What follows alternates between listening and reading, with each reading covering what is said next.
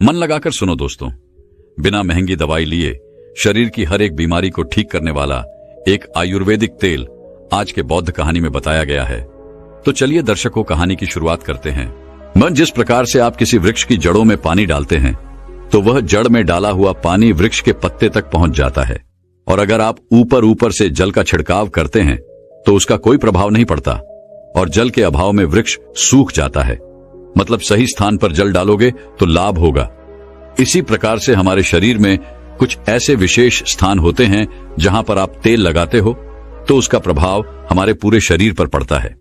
हमारे आयुर्वेद में बताया गया है, यदि हम शरीर के इन 4 स्थानों पर तेल लगाते हैं तो उससे हमारा शरीर खुद अपनी बीमारियों को स्वतः ही ठीक कर लेता है। और सबसे अच्छी बात तो यह है कि इसमें ज्यादा समय भी नहीं लगता और कोई खर्चा भी नहीं आता, बल्कि आपके शरीर को भी लाभ प्राप्त होता है और आप बहुत सारी बीमारियों से बच जाते हैं। तो आइए जानते हैं आखिर वो कौन सी ऐसी 4 जगह हैं जहां पर हमें तेल लगाना चाहिए और हमें किस तरह का तेल लगाना चाहिए और किस समय पर लगाना चाहिए। एक बार की बात है, एक गुरु जो आयुर्वेद के बहुत बड़े जानता थे, वह अपने शिष्य से कह रहे थे कि बेटा, क्या आपको पता है कि आपका शरीर किससे बना है? हमारा शरीर 5 तत्वों से बना है। इन 5 तत्वों में प्रोटीन, विटामिन जैसी ये सभी चीजें आती हैं और हमारे शरीर में 3 दोष पाए जाते हैं, वात, पित्त, कफ। और हमारी हर बीमारी की जो भी जड़ है वह इन 3 दोषों में ही होती है, क्योंकि अगर हमारे शरीर में वात बिगड़ता है तो 60 से 70% बीमारियां आती हैं, और अगर पित्त बिगड़ता है तो 15 से 20% बीमारी आती है, और अगर हमारा कफ बिगड़ता है तो हमारे शरीर में 5 से 10% बीमारियां आती हैं। ये तीनों ही दोष हमारे शरीर में पाए जाते हैं। जब आपकी बाल अवस्था होती है, यानी जब आप जन्म लेते हैं, तब से लेकर 14 वर्ष की उम्र तक जो भी समय होता है, इस समय हमारे शरीर में कफ ज्यादा बनता है।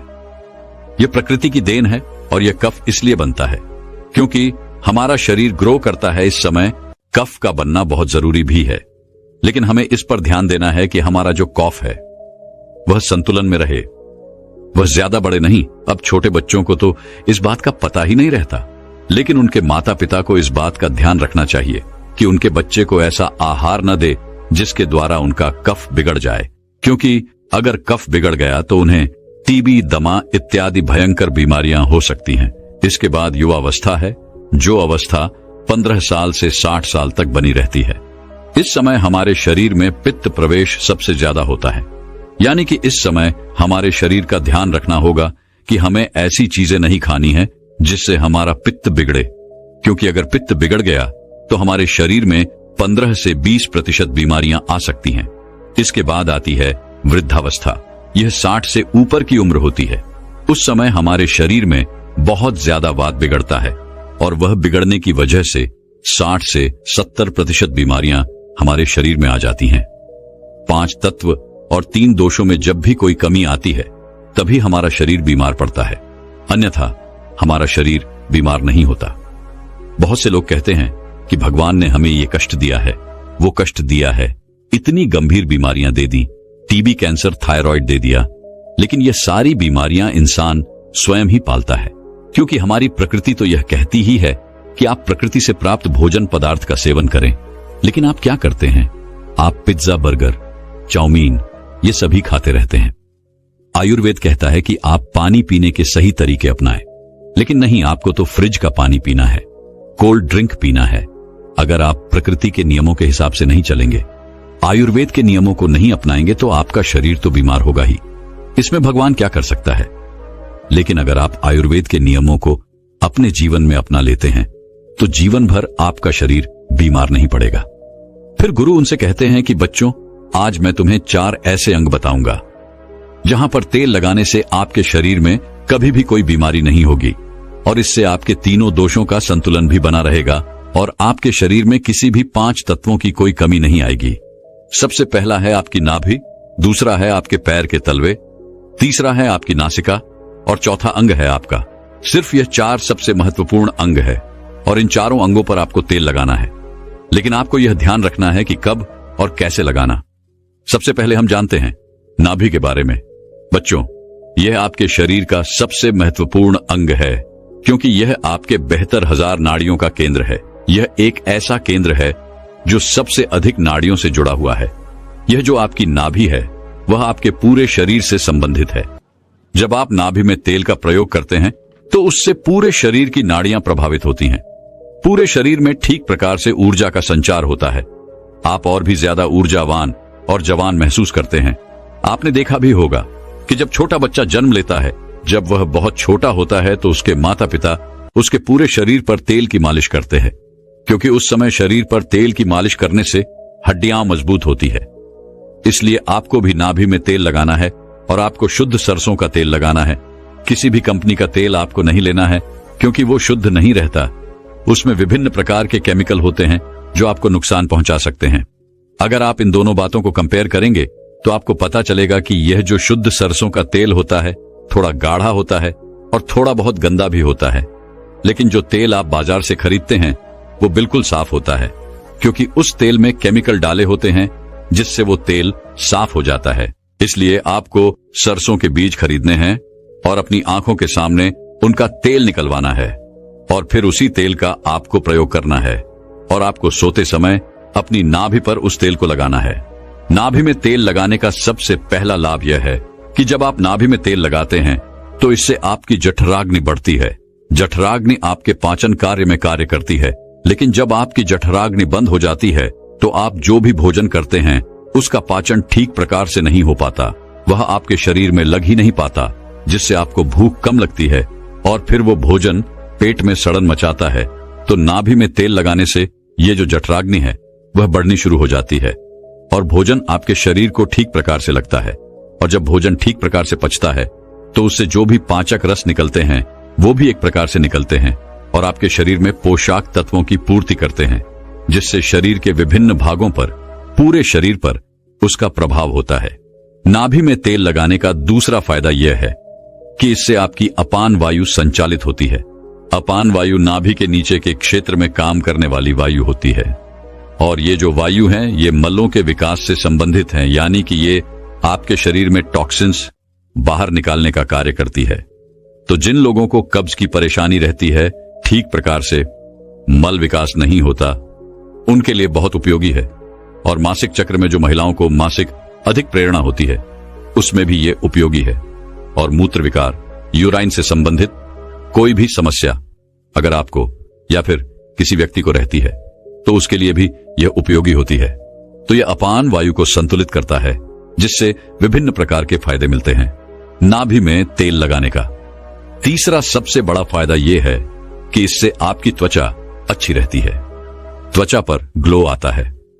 आपने सुना भी होगा कि जब हमारे होंठ फटे हैं तो हमारे दादा परदादा यह सब कहते थे कि नाभि में तेल लगा लो, ठीक हो जाएंगे। और हां, ऐसा होता भी है। नाभि में तेल लगाने से कभी होंठ नहीं फटती हैं, स्किन की ड्राइनेस खत्म हो जाती है, चेहरे पर चमक आती है, झुर्रियां नहीं पड़ती। इसके अलावा हमारे शरीर में 72,000 नाड़ियां हैं। जब वह रुक जाती है, अवरोध हो जाता है, तो इनमें प्राण का संचार ठीक से नहीं होता है। जब इनमें प्राण का संचार ठीक से नहीं होता है, जिससे आपको आलस आने लगता है, ऊर्जा की कमी आपको महसूस होती है और आपका मस्तिष्क ठीक से काम नहीं कर पाता। और ऐसा इसलिए होता है क्योंकि ये जो 72,000 नाड़ियां हैं ये सीधे आपके दिमाग से संबंधित हैं।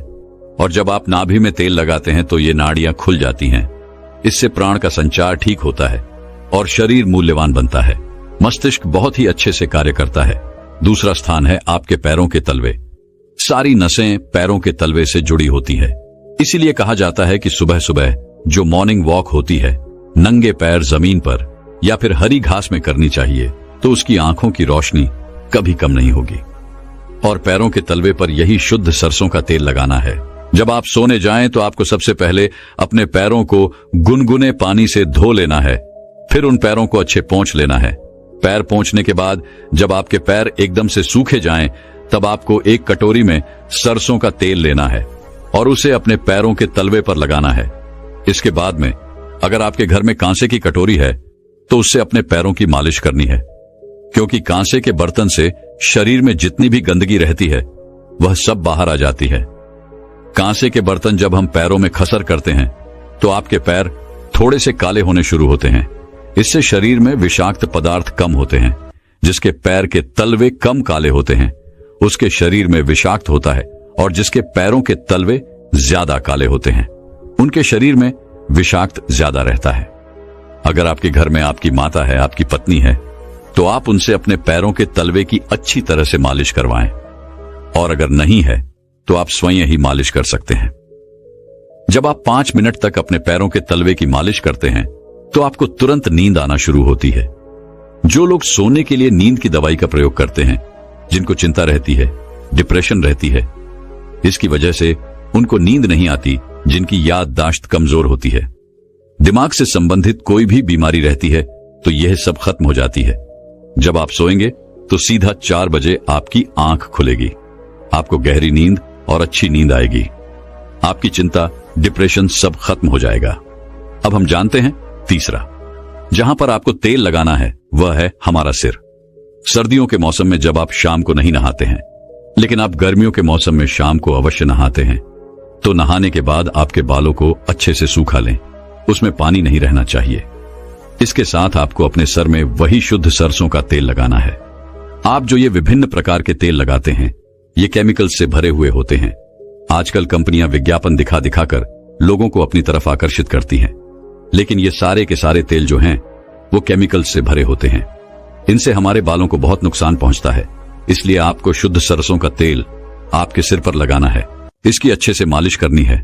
इससे आपकी थकान दूर होगी और आपको अच्छी तरह और गहरी नींद आएगी। सोते समय सर में तेल लगाने के बहुत फायदे होते हैं। इससे आपके बाल मजबूत होते हैं, आपके बाल काले घने होते हैं, आपको अच्छे से नींद आती है, गहरी नींद आती है। आपकी याददाश्त, आपके दिमाग की शक्ति मजबूत होगी, शरीर में शक्ति का संचार होगा, आपको कभी भी हेयर फॉल की समस्या नहीं होगी। जब आप बालों की जड़ों पर तेल लगाते हैं तो इससे ब्लड सर्कुलेशन बढ़ जाता है, और जब ब्लड सर्कुलेशन बढ़ता है तो वहां पर अत्यधिक मात्रा में ऑक्सीजन पहुंचती है, न्यूट्रिएंट्स पहुंचते हैं, और वो अंग स्वस्थ होना शुरू हो जाता है।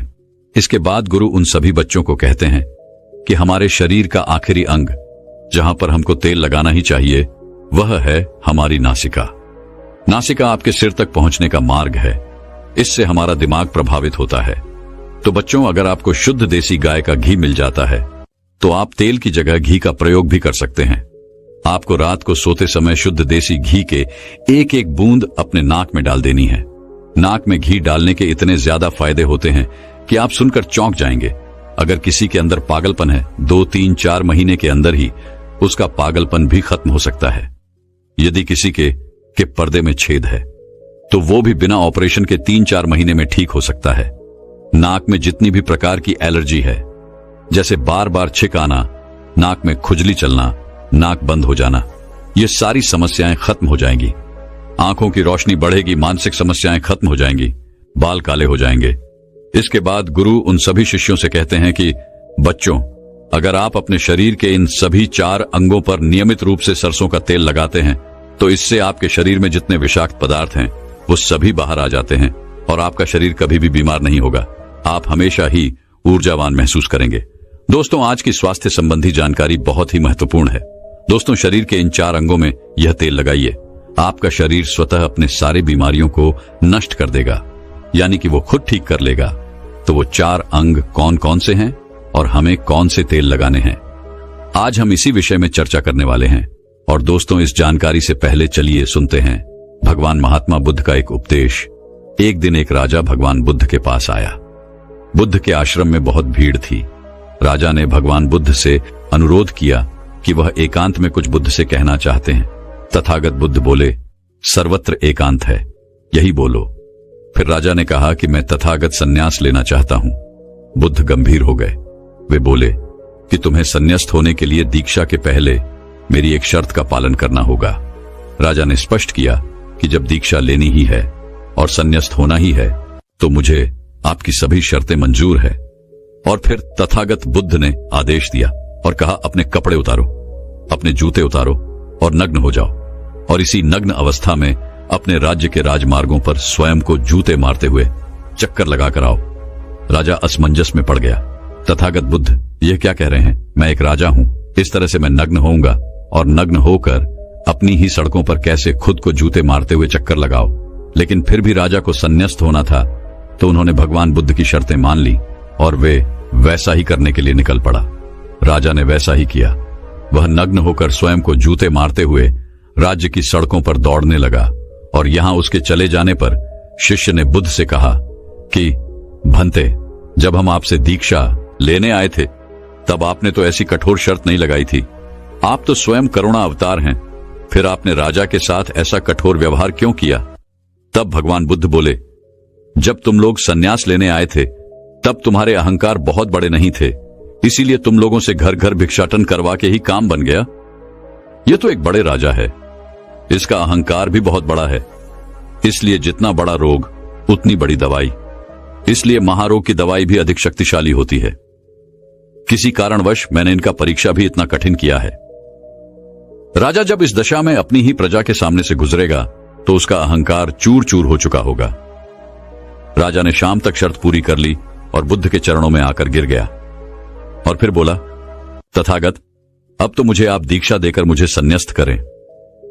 भगवान बुद्ध ने राजा के सिर पर मुकुट रखा और कहा कि अब तुम्हें संन्यास लेने की जरूरत ही नहीं है, जाओ और कर्ता भाव छोड़कर साक्षी भाव से राज करो।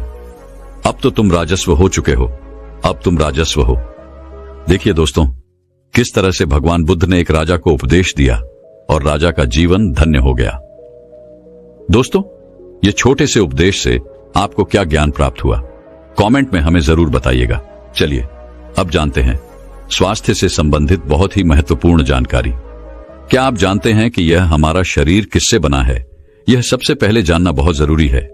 और हमारे शरीर में कौन से 3 दोष पाए जाते हैं? हमारा शरीर 5 तत्वों से बना है और हमारे शरीर में 3 दोष पाए जाते हैं। वह दोष पित्त दोष और कफ दोष इसे जरूरी है क्योंकि यह हर एक बीमारी का कारण होता है, क्योंकि हर एक बीमारी की जड़ यही 3 दोष है। इसीलिए जानना जरूरी होता है। तो आपका शरीर का सबसे महत्वपूर्ण दोष ये 3 दोष हैं, पित्त दोष, वात दोष और कफ दोष।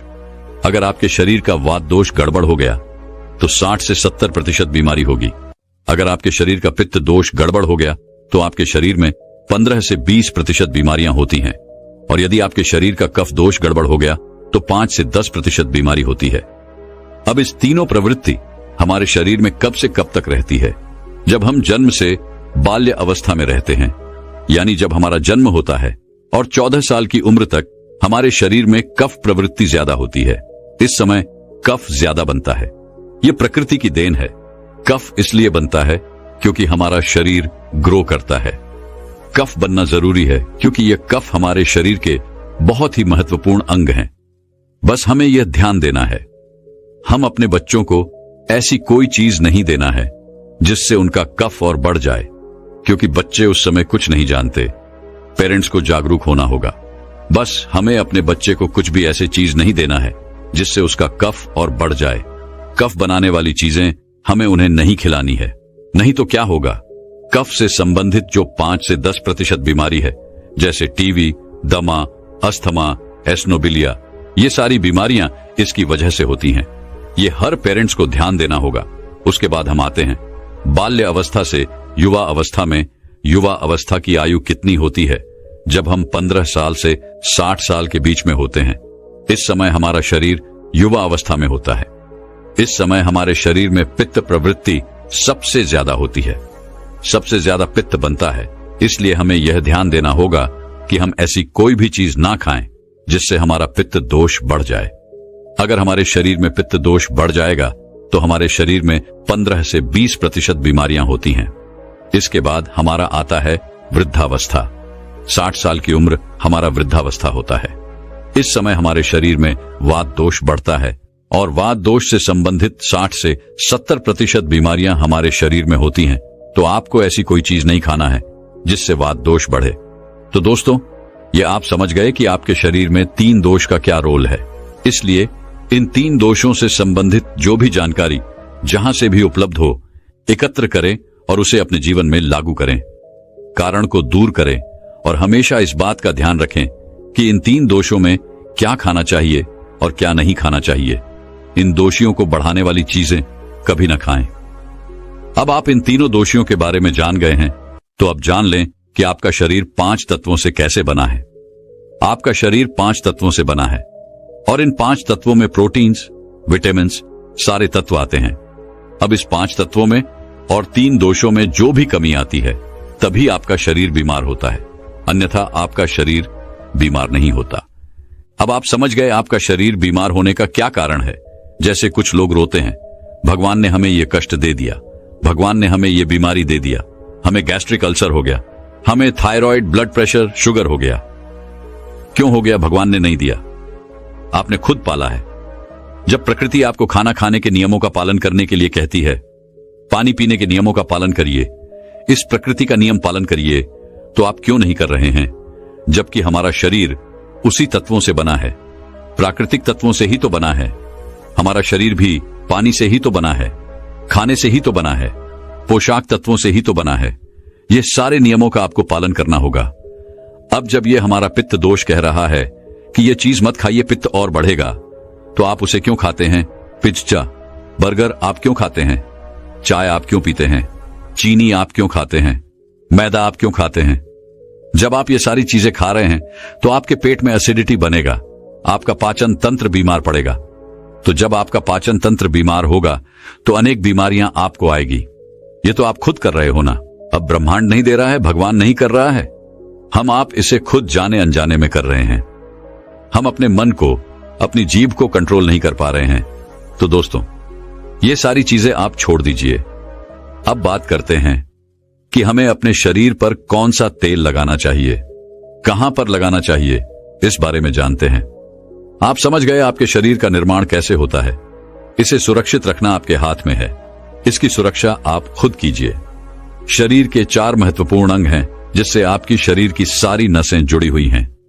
पहला है नाभि, दूसरा है पैर का तलवा, तीसरा है आपकी नाक और चौथा है आपका सर।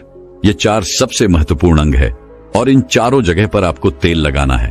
बस ये ध्यान देना है कि आपको कब लगाना है और कैसे लगाना है। तो सबसे पहले चलते हैं आपके पैरों के तलवे। जो व्यक्ति रोज सुबह जागकर मॉर्निंग वॉक करता है, नंगे पैर जमीन पर या फिर हरी घास पर, तो दोस्तों उसकी आंखों की रोशनी कभी कम नहीं होती। तो इसीलिए आपको पैरों के तलवे में शुद्ध तोरी का तेल लगाना है। इसके अलावा आप शुद्ध सरसों का तेल भी लगा सकते हैं। जब आप रात में सोने जाएं तो उसके पहले गुनगुने पानी से अपना पैर धो लीजिए। पैर धोने के बाद बढ़िया से उसे साफ कर लीजिए, सूख जाए। जब आप बिस्तर पर लेट जाएं और अपने हाथ से मालिश कर लीजिए। रात में सोते समय यही शुद्ध सरसों का तेल, और जैसे ही आप अपने 5 मिनट दोनों हाथों से मालिश करेंगे, तेल से गर्माहट आएगी, तुरंत ही आपको नींद आना शुरू हो जाएगा। अगर आप नींद की टेबलेट लेते हैं, अगर आप डिप्रेशन में हैं, नींद नहीं आ रहा है, तो यह दूसरे दिन से ही बंद हो जाएगा। आपको नींद की टेबलेट की जरूरत ही नहीं पड़ेगी। आपका पागलपन दूर हो जाएगा। याददाश्त बहुत तेज होती है, दिमाग से संबंधित सारी समस्याएं खत्म, और एक ही बार में आप 10 बजे सो रहे हैं। 4 बजे से पहले आपकी नींद ही नहीं खुलेगी। इतनी बढ़िया नींद आती है। तो पैर के तलवे में तेल लगाने से आपका पाचन तंत्र मजबूत होता है, याददाश्त तेज होती है, भूख लगती है, शरीर में शक्ति मिलती है, ऊर्जा मिलती है, यानी कि शरीर की सारी पोशाक तत्वों को आपूर्ति कर देता है। दूसरा स्थान है नाभि, जो कि आपके शरीर का सबसे महत्वपूर्ण अंग है। नाभि के पीछे एक ग्रंथि पाई जाती है और इसी ग्रंथि से शरीर की सारी नसें जुड़ी हुई होती हैं, और यह शरीर की सबसे शक्तिशाली ग्रंथि होती है। इसलिए नाभि में तेल लगाना चाहिए। आप देखते होंगे जब आपके घर में छोटा बच्चा होता है तो माताएं उस बच्चे की तेल से मालिश करती थीं, लेकिन अब तो बच्चों को तेल लगाना ही बंद कर दिया। पहले माताएं 8 से 10 बार दिन में बच्चे की तेल से मालिश करती थी। वे कहती थी कि हम जितनी बार तेल की मालिश करेंगे उनकी हड्डियां उतनी ही मजबूत होंगी। और वह घर पर बना हुआ शुद्ध सरसों का तेल होता था। और वह शुद्ध सरसों घर का तेल और किसका बनाती थी? किसी सरसों को घूम करके, सरसों को रोककर पहले जो उसी से मालिश करती थी, पहले वह लगा देती, उसके बाद छोड़ा करके। लेकिन आज फैशन बदल गया है। लोग तरह तरह के केमिकल युक्त तेलों से मालिश कर रहे हैं। यह किसी काम का नहीं दोस्तों। कंपनियां हमें सिर्फ बेवकूफ बनाती हैं और इससे सिर्फ बीमारियां होती हैं, क्योंकि बच्चों की मालिश के लिए सबसे अच्छा तेल सरसों का है। और गांव के बच्चों को माताएं आज भी सरसों के तेल की मालिश करती है। गांव के बच्चे शहर के बच्चों की तुलना में कितने कमजोर हैं, इसे आप खुद अनुमान लगा सकते हैं। तो दोस्तों, यह नाभि आपके शरीर का सबसे शक्तिशाली हिस्सा है। तो जब माताएं नाभि में तेल की मालिश करती थी तो पहले फूंक मारती थी, फूंक मारने के बाद उसमें तेल लगाती थी और दिन भर में 3 से 4 बार तेल लगाती थी। तो दोस्तों, आपको भी आज से शुद्ध सरसों का तेल रात में सोते समय नाभि में लगाना है। और जब आप नाभि में तेल लगाते हैं तो इसके क्या फायदे होते हैं, आप यह जानकर चौंक जाएंगे। पहला फायदा, आपको अच्छी नींद आएगी। दूसरा फायदा, दिमाग से संबंधित कोई भी समस्या नहीं होगी। तीसरा फायदा, आपका पाचन तंत्र मजबूत रहेगा। चौथा फायदा, आपको भूख बढ़िया लगेगी। पांचवा फायदा, आपके शरीर का सारा दर्द दूर हो जाएगा। छठा फायदा, आपकी आंखों की रोशनी बढ़ जाएगी, यानी कि शरीर के हर एक अंग के लिए फायदेमंद है। पैर का तलवा हो गया, नाभि हो गई। अब हम एक कदम आगे चलते हैं, वह है नाक, कान और आंख।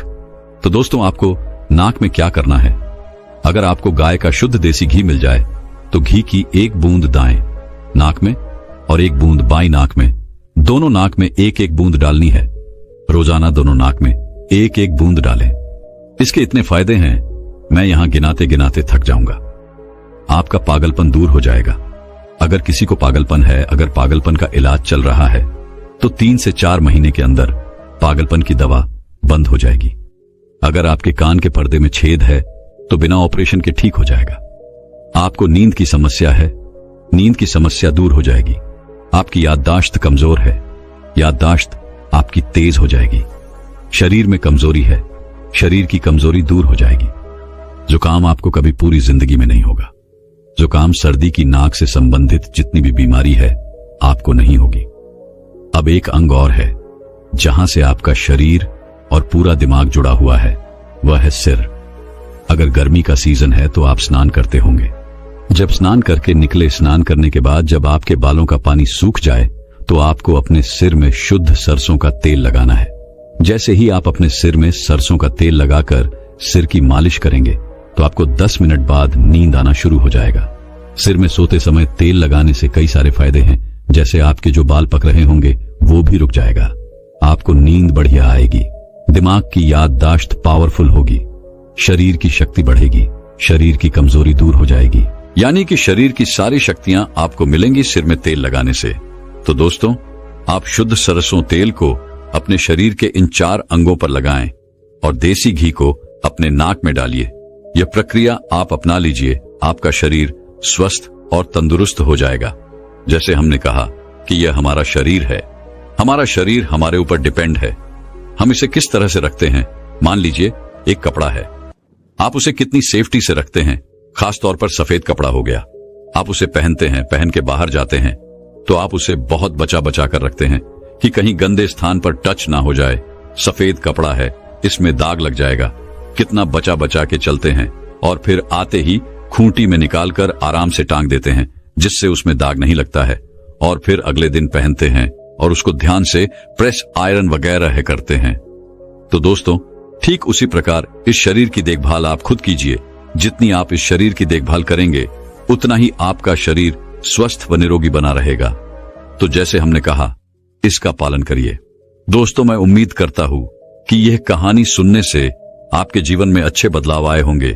आपको इस वीडियो से क्या सीखने मिला, ये कमेंट करके जरूर बताएं और अपने परिवार, सिंगल दोस्त या आपके करीब इंसान के साथ ये कहानी शेयर करके उन्हें भी इस जिनान से परिचित करवाएं। बाकी अगर आपको ये वीडियो दिल से अच्छी लगी हो तो ही इस वीडियो को लाइक कर देना, और आपने अब तक इस चैनल को सब्सक्राइब न किया हो तो चैनल को सब्सक्राइब भी जरूर कर देना। आपका हर दिन शुभ हो और खुशियों से आपका जीवन भरा रहे। धन्यवाद। नमो बुद्धाय।